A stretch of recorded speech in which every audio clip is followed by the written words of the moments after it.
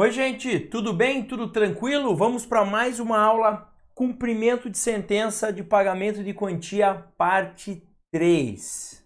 Quem tá aqui? Guibô, Bruna, Gabi e o Gutinho, para a gente explicar para você o que acontece agora quando o devedor é intimado, o que ele pode fazer, tá? Mas antes disso, queria dizer que hoje é um dia muito especial. Estou gravando essa aula dia 31 de março, agora de 2022, tá?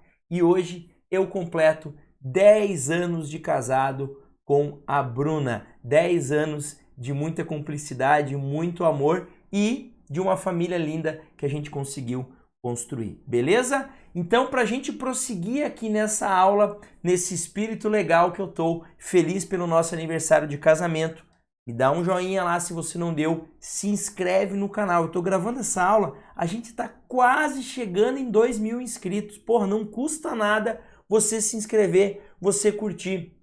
Eu sei que você ajudou a Anitta, que tá multimilionária, a ganhar lá, ser a melhor do mundo, não sei aonde, no Spotify. Porra, me ajuda um pouquinho. Eu produzo esse conteúdo, eu te entrego aula de qualidade, atualizada, objetiva, 100% de graça. Já são mais de 120 aulas e eu vou chegar até o final desse ano em mais de 200. Eu vou ser o maior canal de conteúdo jurídico do país, eu não tenho dúvida disso, porque ninguém vai fazer mais aula do que eu.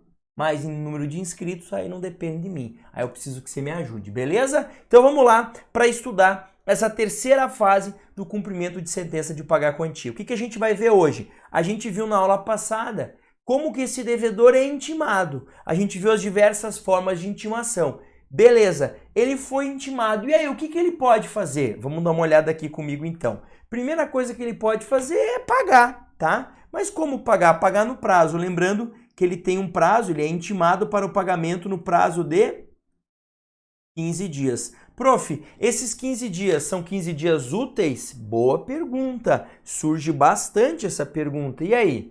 Gente, o seguinte. Todo prazo processual que é fixado em dias, segundo o CPC, ele deve ser contado somente nos úteis. Isso é um prazo processual? É. Por quê? Porque é um prazo para realização de um ato processual. Ele é fixado em dias? Sim, 15 dias. Então, eu computo. Na hora de contar, eu só vou considerar os dias úteis. Beleza? Prof, se ele paga no prazo de 15 dias úteis, com tudo que tinha que pagar, as custas da fase de cumprimento de sentença, caso elas existam, né, a condenação principal, com juros, com correção, cara, vai acontecer o sonho de todo mundo, a extinção do feito, tá? Ô, prof, que legal, né? Quando o devedor paga, acaba rapidinho. Pois é, mas isso é o que deveria acontecer, mas não acontece, tá? É muito, mas muito difícil o devedor cumprir no prazo. Claro, quando você tem um cumprimento de sentença contra uma grande empresa, uma operadora de telefonia, um banco, aquelas condenações que são tidas por pequenas. Ah, você ganhou uma indenização por dano moral de um banco lá de 5 mil reais, uma inscrição indevida no Serasa deu uma indenização de 7 mil reais, cortaram teu telefone, esse tipo de coisa. O cara vai pagar até antes disso aqui. Provavelmente quando transitar em julgado ele já vai te ligar e já vai pagar. Agora, os outros tipos de execução, quando você tem uma relação comercial, quando as execuções têm valores grandes, quando o devedor não é uma grande empresa, normalmente ele não paga. E aí, o que acontece? Vamos dar uma olhada aqui então, olha para a tela comigo. Olha lá. Então a segunda possibilidade, ausência de pagamento no prazo. O que acontece? O código traz para a gente a resposta no parágrafo 1º do artigo 523. Não ocorrendo o pagamento voluntário no prazo do caput, lembrando que esse prazo é o prazo de 15 dias, já falei, mas vou lembrar. O débito será acrescido de multa de 10%. Então vamos colocar em número aqui para facilitar a visualização. Multa de 10% e também de honorários de advogado de 10%. Então, honorários de 10%. Prof, Esses honorários não se confundem com os honorários da fase de conhecimento, não se confundem. Esses honorários aqui são os honorários específicos do cumprimento de sentença. Então pode ser que na fase de conhecimento eu tenha ganho 10% de honorários, 11, 12, 15, 20 e aqui novos 10%. O importante lembrar é que essa multa aqui é devida à parte. Quem? Ao credor. E os honorários são devidos ao advogado. Por isso que a gente não fala que é acrescido de 20%. Não, é 10 de honorários e 10 de multa. Então vamos imaginar assim. Vamos imaginar que o meu cumprimento de sentença, com todos os acréscimos, tudo certinho, iniciou no valor de R$12.000, tá? Esse aqui, o cumprimento de sentença, iniciou com esse valor, tá? A parte não pagou no prazo voluntário de 15 dias. Vai ter mais 1.200 de multa. Vai ter mais... Opa! O senhor fez besteirinha aqui. 1.200 de multa. Vai ter mais 1.200 de honorários. Tá? Veja que tanto a multa quanto os honorários eu computo sobre o valor principal. O valor que iniciou. Eu pego o cumprimento de sentença, iniciou em 10.000, não pagou, 10% sobre 10.000 para multa, 10% sobre os 10.000 para honorários. Beleza? Então quer dizer que aí o meu cumprimento de sentença, que era de R$12.000, nesse meu exemplo aqui, agora ficou 12.000 mais R$2.400, certo? Um cumprimento de sentença que era de 12, virou um cumprimento de sentença de R$14.400. Isso também serve, claro, para remunerar o advogado, para remunerar a parte que ainda não teve a obrigação cumprida, mas também como um meio de incentivar o devedor a cumprir. Porque se ele fizer a conta, vejam, vai aumentando, né? E claro, sem contar juros e correção monetária. Então vejam como vai aumentando. Vejam, aumentou a dívida de 12, virou 14.400. Ah, professor, mas nem é tanto, só aumentou R$2.400. É, uma execução de 12.000. Mas se fosse uma execução de R$100.000, ia aumentar em R$20.000. R$1 milhão em R$200.000. Né? 10 milhões de reais em 2 milhões de reais. Então você sempre vai tendo esse aumento. Então, vejam, é um meio também de incentivar ou tentar incentivar a parte a cumprir isso no prazo. Beleza? Professor, o que mais que tem de importante aqui, tá? Vamos lá. Além disso tudo que eu falei, além de aumentar o valor da condenação, porque você vai ter a incidência de juros, a incidência de multa e a incidência de honorário, certo? Além disso, olha o que a lei prevê aqui. Eu só... Calma aí. Calma